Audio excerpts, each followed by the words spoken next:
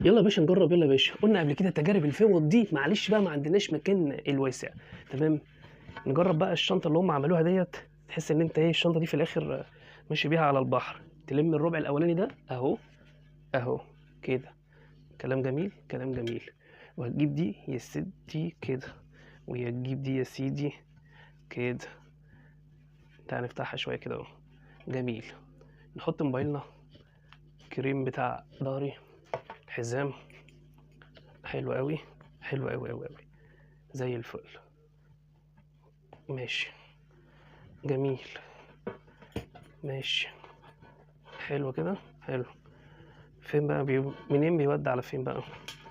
ماشي. يعني هو ده المفروض، يعني هو ده المفروض اللي احنا شفناه في الفيديو. جميل جميل جميل. الحزام اتحط غلط. ما علينا، نفترض ان الحزام اتحط صح.